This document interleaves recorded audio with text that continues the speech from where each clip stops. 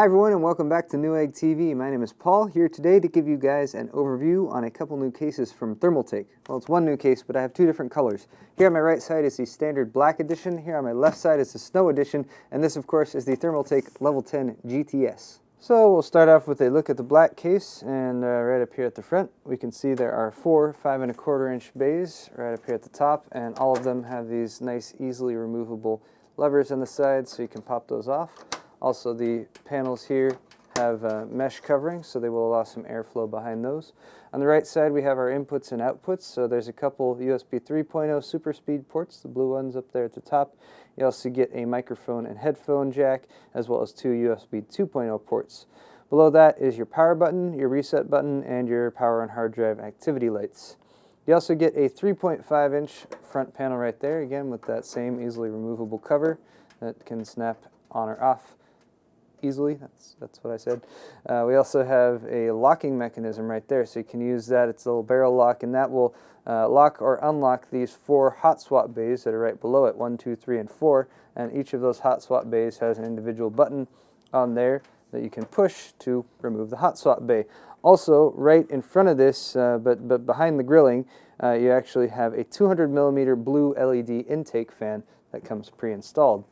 Moving around to the side here, we can see our four hot swap bays.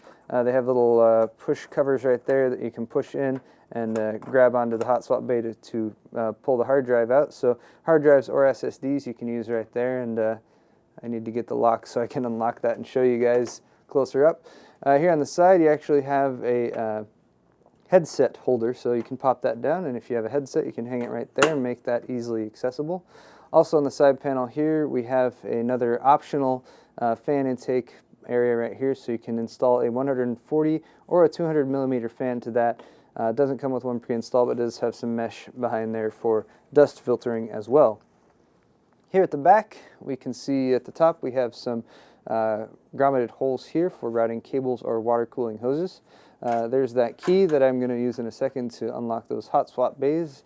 There's your knockout for your input outputs on your motherboard. You also have a pre-installed 120mm exhaust fan here at the back.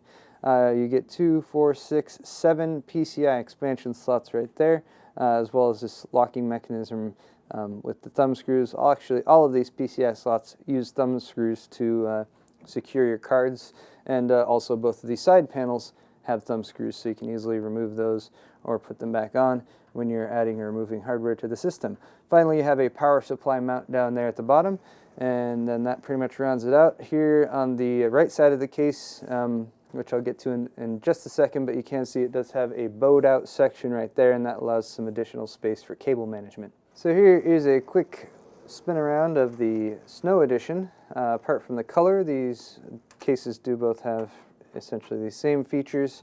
I did remember my barrel lock key this time, so I could show you guys these hot swap trays in the front. You just push in the button and pull the tray out, and it's as easy as that. These trays have support for 3.5 inch drives or 2.5 inch drives, so mechanical drives or SSDs will fit in there. You do have some rubber mounting grommets there for your mechanical drives, so if you're installing those, that will help to reduce some of the vibration. It has a back plane back there at the back of all four of these drives, so when the drives are mounted properly with the power and data plugs at the back, if you slide them in, they will engage with that back plane, and if you have that routed up to your motherboard and power supply, then the drive will be immediately plugged in. So very nice to have those little hot swap bays. Let's just finish our little 360 degree, or mostly 360 degree rotation there of the entire case. I'm going to pop off the right side panel here so we can take a look at the cable management. Pretty sturdy construction here. These side panels do not have much bow or flex to them at all. They have some, they've doubled over the steel here in a few places to give those some reinforcement and make sure that they stay nice and upright. So here's your cable management area. Also, the entire interior of the case is painted black, black interior painting for both of the cases.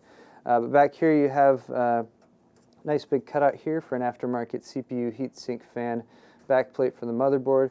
You get some cable routing grommets going up this side of the motherboard, as well as down here by the power supply mount. You get some cables already pre-routed for those front panel connectors, as well as the front fan. And then one nice thing they've provided here is actually an inline SATA power for all 4 of those backplanes. So actually, it's not even really a backplane, it's just a pass-through, so you don't have to worry about SATA compatibility. Whatever you plug in there, SATA 1, 2, or 3, that should all work just fine. So single SATA plug here from your power supply will power all 4 of those drives. So very handy to have that. Here's a look at the top of the case. It's got a nice big grill to allow for plenty of airflow. It does not come pre-installed with any fans, but you do get fan mounts. You get 200mm fan mounts out here at the edges, and those do have some more rubber grommets in there for reducing vibration. You also have the option to install a 140mm fan using these 4 mounts, or you can actually do 2 120mm fans side by side. Let me just spin it around here to the bottom so we can take a look at the bottom of the case. It's got some plastic feet there that will keep the case raised up off the ground to allow for some airflow down to this vent down here. This vent down here does have a nice long removable dust filter, so if you do install some intake fans right above that, or if you have your power supply of course mounted right here, you will be able to pull that out to clean out the dust from that. You do get one additional 120mm fan mount right there next to the power supply. And now let's take a look at the interior. Just going to pop off the side panel there. You can see there is some additional dust filtering on the inside of that. Not necessarily removable, but you can pop that off and blow some compressed air through it if you want to clean that filter out. There's a look at the painted interior of the case. Again, this case will fit standard ATX and micro ATX motherboards. The fan at the back of the case is pre-installed. It's got a sleeved cable, and it has a 3-pin fan header. That's this one, as well as the fan at the front also has a 3-pin fan header. Down there at the bottom you can see your power supply mounts, as well as the grilling right below it. It's got some punched up areas of the case there to give it a little bit of height off of the floor of the case.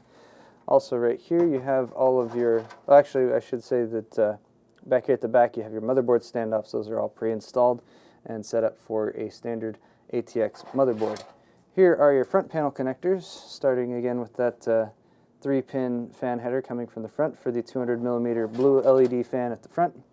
You also get an HD audio plug, so bear in mind HD audio only for this one, no compatibility with AC97 audio, which is an older standard anyway. Most motherboards these days use HD audio. You get a USB header there for your USB 2.0 ports on the front. You get a 20-pin USB 3.0 header there. Those are for your USB 3.0 ports on the front. And then you get your standard hard drive and power LEDs, hard drive switch, power switch front panel connectors. Now up here at the front of the case you have your 5 1/4 inch bays. They do have a toolless locking system. This is just a little plastic piece that you can twist to pop it off just like that. It's got a couple of prongs in there that will stick into the side of the drive, twist it back to lock it into place. Pretty easy to use, and black and white, keeping with the color scheme of this case. Apart from your hot swap bays down here in the bottom, you do get 2 additional 3.5 inch bays in here at the top. The lower one has a white tray that if you remove the front panel you can get access to, or you can just slide a drive in right there from the back. And then the top one here has a metal bracket for it, and that's the one that lines up with that 3.5 inch front panel. And finally, here's a look at the accessories that come along with the Level 10 GTS. This little accessory box, if you're wondering, is located within the top hot swap bracket right there. So if you're having trouble finding those, that's where they are. Right here is an included warranty manual, so information there about your included warranty from Thermaltake.